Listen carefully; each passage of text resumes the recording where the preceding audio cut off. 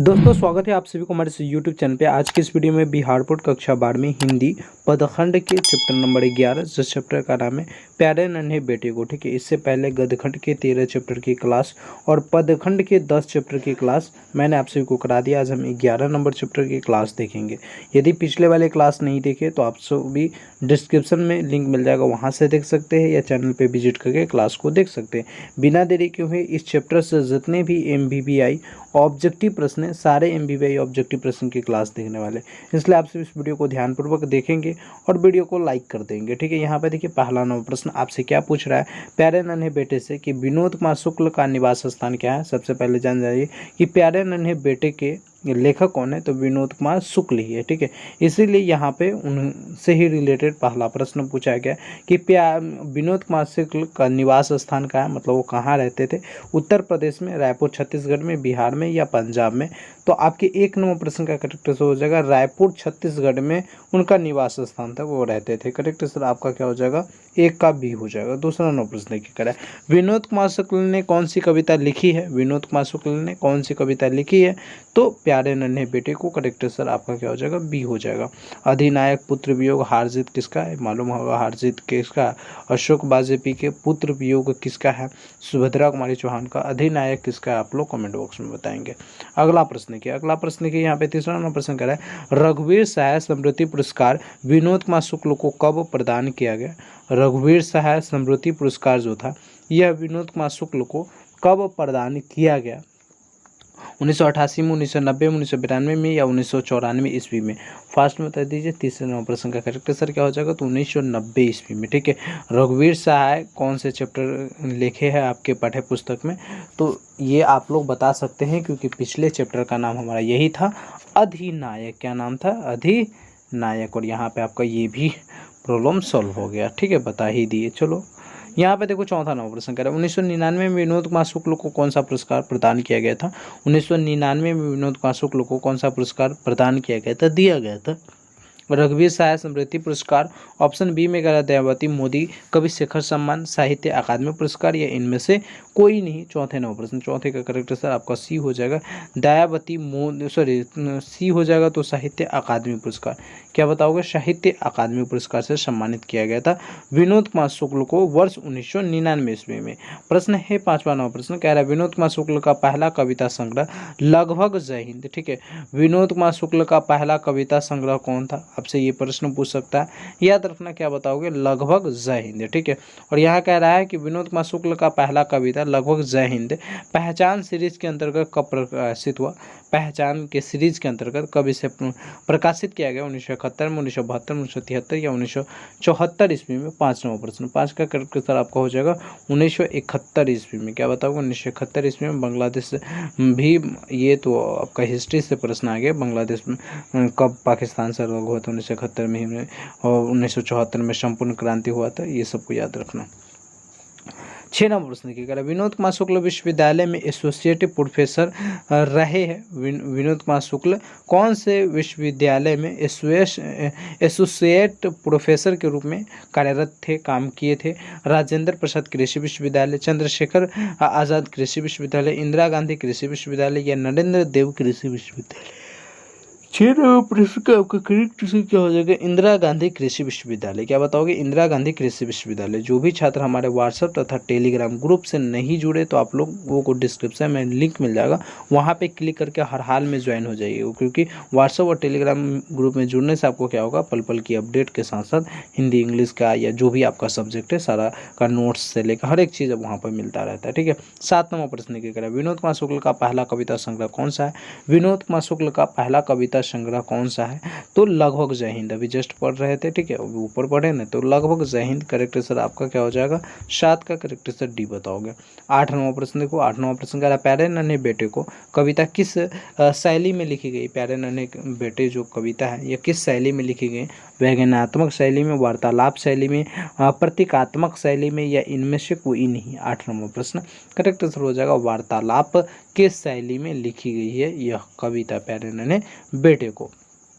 प्रश्न है आपके लिए 9 नंबर प्रश्न, कह रहा प्यारे नन्हे बेटे को कविता का नायक कहाँ का रहने वाला था, मतलब प्यारे नन्हे बेटे के जो कविता का नायक है वो कहाँ के रहने वाले थे, छत्तीसगढ़ के, उत्तराखंड के, मध्य प्रदेश के, हिमाचल प्रदेश के। देखिए इस चैप्टर को आप लोग एक बार पढ़ लीजिएगा, ठीक है। पढ़ना कब है, पूरे क्लास को देख लीजिए, उसके बाद एक बार पढ़ लीजिएगा, क्योंकि अच्छे स्टूडेंट का यही सबसे मेन कर्तव्य होता है कि सबसे पहले क्वेश्चनों को एक बार अच्छे से पढ़ ले, उसके बाद चैप्टर को पढ़ ले, जिससे क्या होता है कि जल्दी हमें याद होता है कोई भी चीज़। जैसे आप पहले चैप्टर को पढ़कर बाद में क्वेश्चन कर सकते हैं, लेकिन मेरा मानना यही है, मैं हमेशा छात्रों को यही सजेशन देता हूँ कि पहले तुम क्वेश्चन पढ़ लो, ठीक है, उसके बाद आप बुक को पढ़ो, तो इससे आपको जल्दी याद होगा। तो यहाँ पे प्रश्न कह रहा है प्यारे नन्हे बेटे में कविता का जो नायक है या कहाँ का रहने वाला था, तो 9 का करेक्ट शुरू हो जाएगा, उत्तराखंड का रहने वाला था। कहाँ का रहने वाला था, उत्तराखंड का रहने वाला था। क्वेश्चन 10 नंबर प्रश्न कह रहा है विनोद कुमार शुक्ल 20वीं सदी के किस दशक में एक कवि के रूप में सामने आए थे, यानी विनोद कुमार शुक्ल जो था ये 20वीं सदी के किस दशक के रूप में एक कवि के रूप में उभर कर सामने आया था, 5वें 6ठे दशक में या 6ठे 7वें दशक में, 7वें 8वें दशक में, 8वें 9वें दशक में। 10 नंबर प्रश्न, 10 का करेक्ट आंसर आपका सी हो जाएगा, 7वें 8वें दशक में। क्या बताओगे, 7वें 8वें दशक में। 11 नंबर प्रश्न देखिए, 11 नंबर प्रश्न आपसे क्या पूछ रहा है, विनोद कुमार शुक्ल की रचना महाविद्यालय साहित्य के किस विधा में संग्रह किया गया। विनोद कुमार शुक्ल के द्वारा एक रचना रची गई जिसका नाम है क्या, महाविद्यालय, ठीक है। यह साहित्य के किस विधा के अंतर्गत आता है, नाटक संग्रह के अंतर्गत, कहानी संग्रह, कविता संग्रह, ये इनमें से कोई नहीं। 11 का करेक्ट हो जाएगा, कहानी संग्रह के अंतर्गत आता है, गद्य खंड के अंतर्गत आता है, कह सकते हो। यहाँ पे देखो 12 नंबर प्रश्न, 12 नंबर प्रश्न कह रहा है कौन सा उपन्यास विनोद कुमार शुक्ल द्वारा लिखित है, निम्नलिखित में से कौन सा है, उससे एक उपन्यास है जो विनोद कुमार शुक्ल के द्वारा लिखा गया है। ऑप्शन ए में कह रहा है नौकर की कमीज, एकदम सही है, कंकाल भी नहीं, रावृत्ति भी नहीं, इनमें से कोई नहीं। करेक्ट आंसर आपका 12 का ए हो जाएगा, ठीक है। अगले 9 प्रश्न पे चर्चा करते हैं। प्रश्न देखिए यहाँ पे 13 नंबर प्रश्न कह रहा है कि पेड़ पर कमरा का अनुवाद किस भाषा में हुआ है। पेड़ पर कमरा का अनुवाद जो है ये किस भाषा में, फ्रेंच भाषा में, इतावली भाषा में, मैथिली में या जापानी भाषा में। तो आपके 13 नंबर प्रश्न का मेरे प्यारे साथियों करेक्ट आंसर आपका बी हो जाएगा, इतावली भाषा में। क्वेश्चन है अगला क्वेश्चन 14 नंबर प्रश्न कह रहा है कि कौन सी कृति विनोद कुमार शुक्ल की है, कौन सी कृति है जो विनोद कुमार शुक्ल की है। तो करेक्ट आंसर हो जाएगा सब कुछ बचा रहेगा। क्या बताओगे, सब कुछ बचा रहेगा। प्रश्न यहाँ पे 15 नंबर प्रश्न कह रहा है निम्न में से कौन कविता संग्रह विनोद कुमार शुक्ल का है। निम्न में से कौन सा ऐसा कविता संकलन है जो विनोद कुमार शुक्ल का है। वह आदमी नया गर्म कोट पहनकर चला गया विचार की तरह, उम्मीद का दूसरा नाम, कवि ने कहा चांद का मुंह टेढ़ा है। 15 नंबर प्रश्न, 15 का करेक्ट आंसर ए हो जाएगा। वह आदमी नया गरम कोट पहनकर चला गया एक विचार की तरह या विचार के तरह। करेक्ट आंसर आपका ये हो जाएगा, ठीक है। अगला प्रश्न देखो 16 नंबर प्रश्न। इस चैप्टर से हम टोटल कितने प्रश्न देखने वाले बाबू, तो इस चैप्टर से हम 28 प्रश्न देखने वाले, ठीक है। इसलिए वीडियो को शुरू से लेकर लास्ट तक जरूर देखना। प्रश्न देखिए कह रहा है एक तार लोहे का लंबा लकड़ी के 2 खंभों पर तना बंधा हुआ बाहर, यह पंक्ति किस शीर्षक कविता से उद्धृत कहा गया। मतलब यह जो पंक्ति है किस कविता में कही गई है, तो ये प्यारे नन्हे बेटे को, क्या हो जाएगा, प्यारे नन्हे बेटे को। देखो 17 नंबर प्रश्न क्या कह रहा है, विनोद कुमार शुक्ल का जन्म कहाँ हुआ था। विनोद कुमार शुक्ल का जन्म कहाँ हुआ था, तो विनोद कुमार शुक्ल का जो जन्म हुआ था छत्तीसगढ़ में। कहाँ हुआ, रायपुर छत्तीसगढ़। करेक्ट आंसर आपसे भी डी बताओगे, निवास स्थान भी यही पूछा गया। हाँ ठीक है। प्रश्न को 18 नंबर प्रश्न कह रहा है विनोद कुमार शुक्ल का जन्म कब हुआ था। विनोद कुमार शुक्ल का जन्म कब हुआ था, तो बाबू विनोद कुमार शुक्ल का जो जन्म हुआ था 1 जनवरी 1937 ईस्वी को। कब हुआ था, 1 जनवरी 1937 ईस्वी को इनका जन्म हुआ था। प्रश्न है 19 नंबर प्रश्न। 19 नंबर प्रश्न क्या कह रहा है, प्यारे नन्हे बेटे को शीर्षक कविता किस कविता संकलन से संकलित है। प्यारे नन्हे बेटे को जो शीर्षक कविता है, यह कविता किस कविता संकलन से लिया गया है। अष्टयाम शिवाबामनी लहर, वह आदमी नया गर्म कोट पहनकर चला गया, तो एक विचार की तरह, ठीक है। तो 19 नंबर प्रश्न का करेक्ट आंसर आपका क्या हो जाएगा, ये डी हो जाएगा। प्यारे नन्हे जो बेटा है, यह शीर्षक कविता किस कविता संकलन से संकलित किया गया, तो वह आदमी नया गर्म कोट पहनकर चला गया एक विचार की तरह। तो इसका करेक्ट आंसर आपसे डी बताना। अगला प्रश्न को यहाँ पे 20 नंबर प्रश्न। 20 नंबर प्रश्न करा है मेहनत कश और औरतों को कवि ने किस रूप में देखा। मेहनत कश और औरत को कवि ने किस रूप में देखा है, तो 20 का करेक्ट आंसर आपका बी हो जाएगा, लोहा के रूप में देखा है। 21वां प्रश्न देखिए कह रहा है ये कौन सी कृति विनोद कुमार शुक्ल की है, कौन सी कृति है जो विनोद कुमार शुक्ल की है, तो करेक्ट आंसर हो जाएगा दीवार में एक खिड़की रहती थी। क्या हो जाएगा, दीवार में एक खिड़की रहती थी। अगला प्रश्न देखो 22वां प्रश्न कह रहा है विनोद कुमार शुक्ल की किस कृति पर मनी कौल ने फिल्म बनाई थी। विनोद कुमार की कौन सी कृति पे एक मनी कौल जो था डायरेक्टर था, फिल्म डायरेक्टर, जिन्होंने एक फिल्म बनाया था। दीवार में एक तरफ खिड़की रहती थी, पेड़ पर कमरा, नौकर की कमीज, खिलेगा तो दिखेगा। 22वां प्रश्न बहुत ही विवेक क्वेश्चन है, ऐसे क्वेश्चन आपके एग्जाम में पूछा जाता है। करेक्ट से बताना नौकर की कमीज, क्या बताओगे, नौकर की कमीज कृति पर ही मनी कौल फिल्म डायरेक्टर थे जिन्होंने फिल्म बनाया था। पत्नी बेटिया को क्या करती है, पत्नी बेटिया को क्या करती है, इस चैप्टर के अनुसार से यह प्रश्न लिया गया है, पाठ्यपुस्तक के अनुसार से लिया गया है। तो पत्नी जो है अपनी बेटिया को, मतलब जो पत्नी रहती है वो अपनी बेटिया को क्या समझाती है, क्या करती रहती है, तो समझाती रहती है। करेक्ट से डी हो जाएगा। 24वां प्रश्न पिता बेटिया को क्या करता रहता है।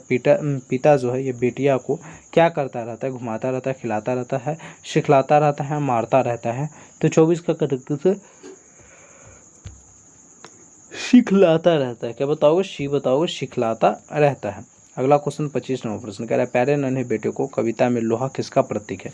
प्यारे नन्हे बेटा में जो कविता है ये लोहा किसका प्रतीक है। तो 25वां प्रश्न का करेक्ट आंसर आपका सी हो जाएगा, कर्म का प्रतीक है। क्या है, कर्म का प्रतीक है। अगला प्रश्न देखिए 26वां प्रश्न कह रहा है प्यारे नन्हे बेटा के रचयिता कौन है। तो बाबू प्यारे नन्हे बेटे के रचयिता जो हो जाएंगे विनोद कुमार शुक्ल हो जाएंगे। 26 का करेक्ट आंसर सी हो जाएगा। 27 नंबर प्रश्न इस वीडियो का सेकेंड लास्ट क्वेश्चन है, कह रहा है प्यारे नन्हे बेटा कविता संकलन से ली गई, किस संकलन से ली गई है। तो आपका करेक्ट आंसर ये हो जाएगा, वह आदमी नया कोट पहनकर चला गया विचार की तरह। 27 का करेक्ट आंसर क्या बताओगे, ये बताओगे।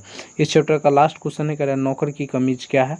नौकर की कमीज जो है लेखक द्वारा लिखा गया, यह एक प्रकार का क्या है, तो यह एक प्रकार का उपन्यास है। तो इस प्रकार से बिहार बोर्ड कक्षा 12वीं हिंदी पदखंड के चैप्टर नंबर 11, जिस चैप्टर का नाम था प्यारे नन्हे बेटे को, इस चैप्टर से जितने भी MBA ऑब्जेक्टिव प्रश्न थे सारे MBA ऑब्जेक्टिव प्रश्न पे मैंने क्लास करा दिया। इससे पहले भी गद्यखंड के 13 चैप्टर, पदखंड के 10 चैप्टर की क्लास कराया था। तो यदि नहीं देखे तो सारे क्लास देखने के लिए आप लोग यूट्यूब के इसी वीडियो के डिस्क्रिप्शन में भी लिंक मिल जाएगा, या यूट्यूब के चैनल पे प्लेलिस्ट वाले सेक्शन से जाकर देख सकते हैं, अपनी तैयारी को बेहतर कर सकते हैं। कोई भी प्रॉब्लम हो तो आप हमसे संपर्क कर सकते हैं। फिर मिलते हैं किसी नए वीडियो में, जब तक के लिए जय हिंद जय Bharat. Thank you so much.